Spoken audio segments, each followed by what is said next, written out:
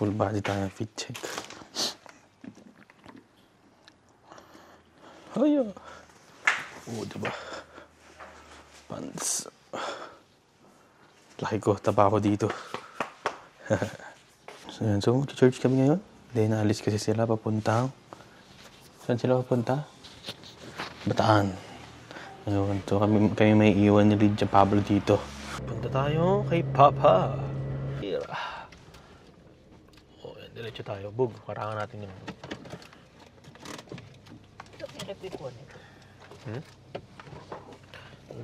Sarado mo bukas ang bintang eh, malamog. Kaya nga, hindi ko mabuksan talaga. Di kailangan.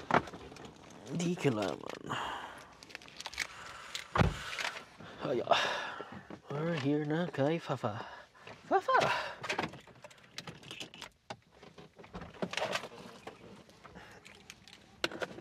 Malag ang araw. Uy, may mga chickens.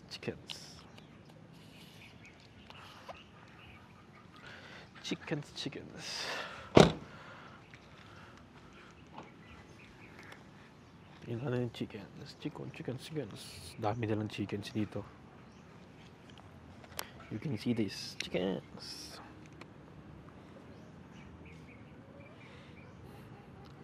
Kinakain ng mga basura. Kinakain ng chickens yung basura. Face select tayo. Ayaw. Ayan. Malamig ngayong ang araw. Oops, sorry. Malug. Ayan. We're here. Tagal naman. Ito kung isa lang, diba? Kasi isa may problema. May problema na change batteries tayo ng ilaw. Oh, okay na. Napalitan ko na. Ay, malakas pa. Diba? Baka may ito yung may pupunta. Ha? Paano yun? Ba't bumukas? Nga eh. Wala, malakas pa. Yan yung sira eh. Malakas pa. Oo nga, white. Oh, si Joshua rin white eh. Oh. Jacket na white. All white tayo ngayon ah. Ayos yan. Ito yung ulit sa atin.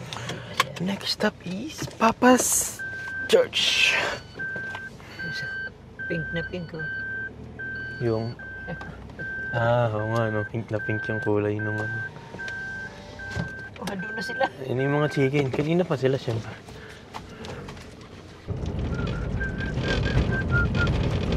Pakaliwa. Daming tao sa Bayanis. Oo, masarap yan. Masarap na yung pagkain. Marami yung serving. Di ba nagpabahin tayo yung gabi? Pumunta rin tayo kay Papa. Pinabi tayo. yung lomi nila. Punong-puno, no? Di ba? Yun yung ano gusto ko. Punong-puno yung lomi niya. Diba yan? We're here na sa church. Pwede naman sila dyan. Dito na ako. Ayoko.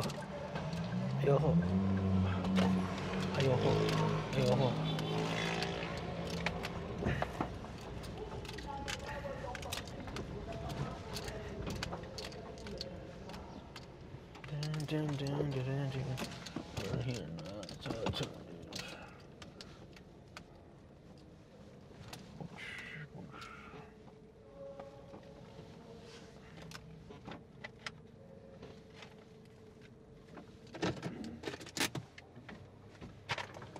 Yan. Parking na tayo. Magkano pa ba ako? Hindi na. Kung gusto mo ang kasal na sinilangan ng Panginoon, nagpapainit ng pagmamahal, ng kabutihan at Dito sa loob. hindi ka tulad ng ang kasabayan ng mga. Sige po. Bye-bye. Ayaw kakain? Di na. Kakain ka pa? Di na. Mamaya is magluluto naman ako ng food sa dinner. Yan ang gagawin ko.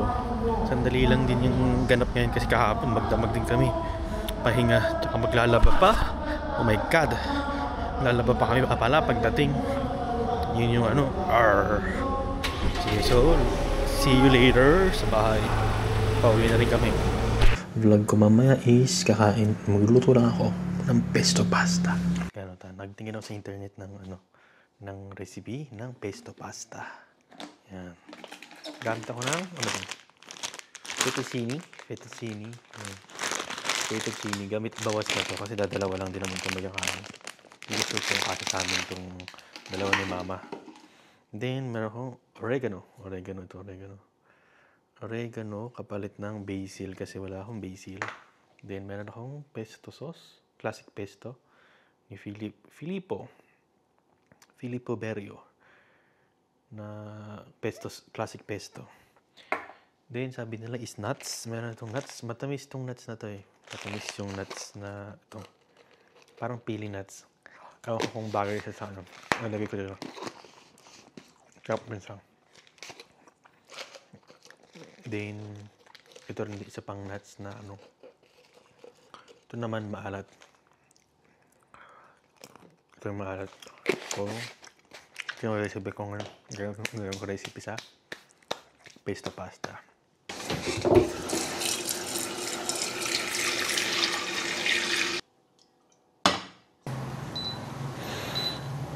Okay na kaya yun? So, pinch of salt tayo. Then, konting oil. Parang di dumikit ang pasta. Gawin ko dito, hatiin ko yung fettuccine. Yo, kalahati. Hatiin ko sa kalahati. Yak. Yo.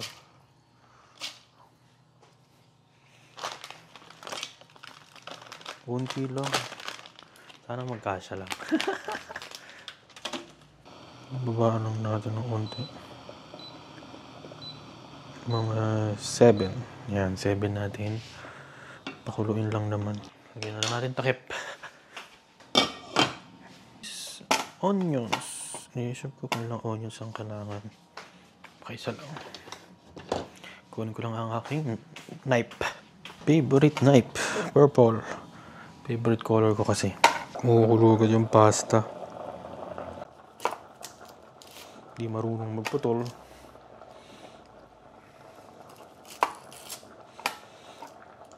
Kalahati lang gagamitin ko kasi onti lang din yung ano.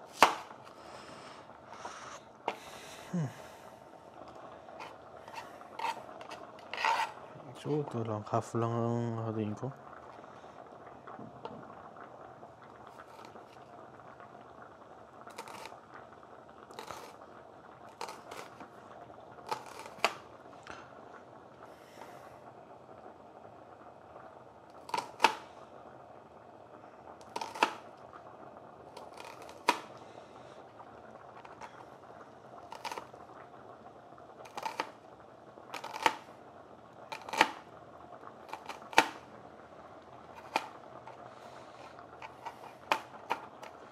Chop.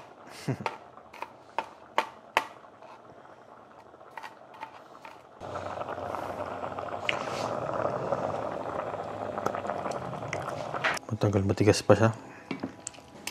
Pagtas na ng pasta, tsaka ako magkagawa ng sauce kasi oil, sibuyas. Ano lang naman yun. Oil, sibuyas, tsaka mga nuts. Dito, nuts. Itong dalawang nuts ko. Itong maalat, maglalagay din ako.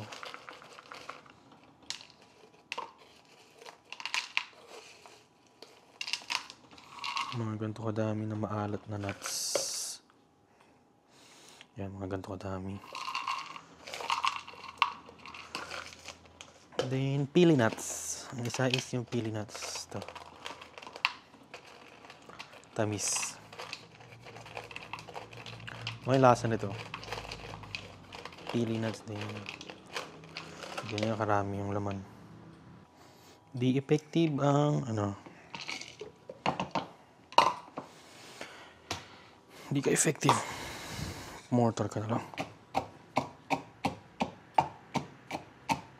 Di manalaki pa.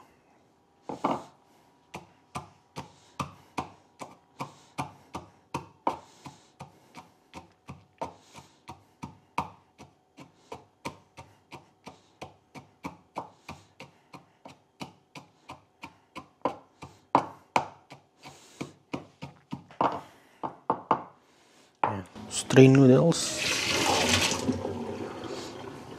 Ganito lang din kadami yung pasta. Pero okay na, sakto na yun sa amin. Number 3 ko lang muna. Medyo malakas kasi yung apoy kanina eh. So, oil.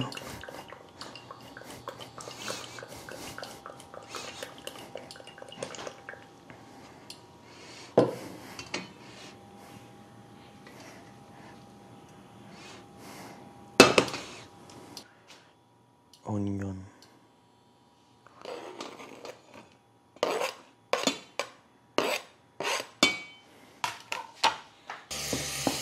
Untrail translucent daw. Prepare natin si pesto sauce sa gilid. Ito sa pesto sauce. Tanggal na agad. Mga ilang kutsarita. 2. 2 ang gagamitin kong kutsarita dito. So, okay na to. So, maglalagay na ako ng 2 tablespoon. O 1 lang. 2 na.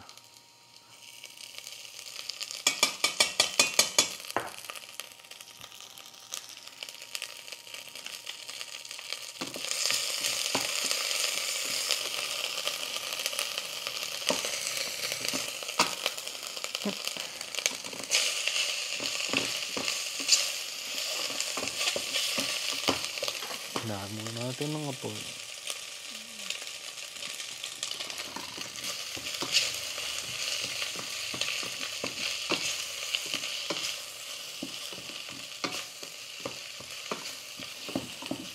Lakas pa nung 5.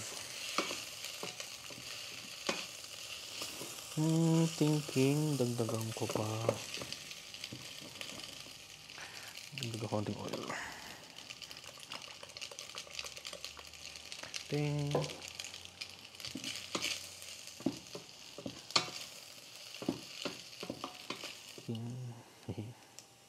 Muna.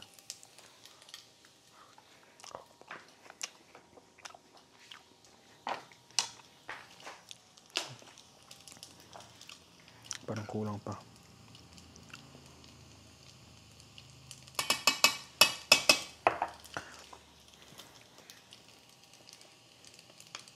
So, yan na din.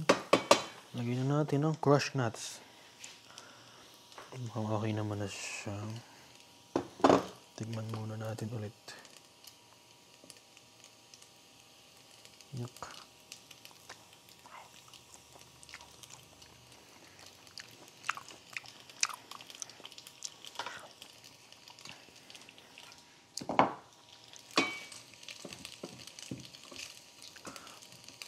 Daming nuts. Pesto pasta na may nuts.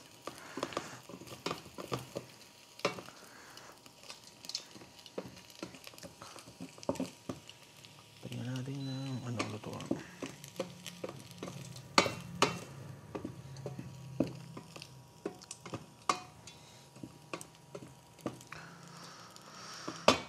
All goods. Plating na.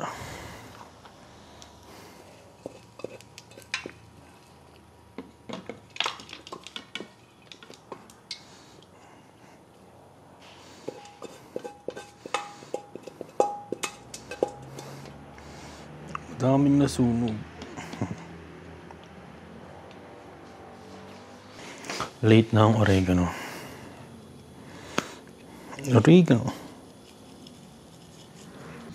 Nuts, nutty flavor and ano. Tapos, konting cheese. Grated cheese. So, ito nalagay kong cheese. Cheesy. So, ito na. Experiment. Ano.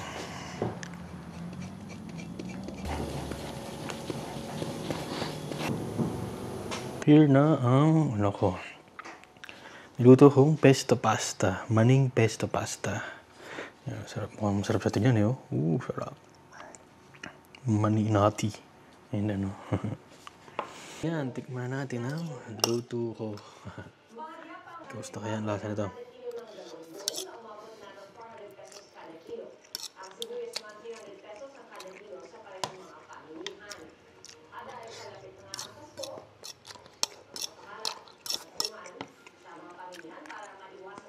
Sakto lang sa akin yung lasa. Sakto lang sa akin yung lasa niya. Then, maraming masyadong mani. Yung yung nagbibigay ng texture sa pasta yung mani.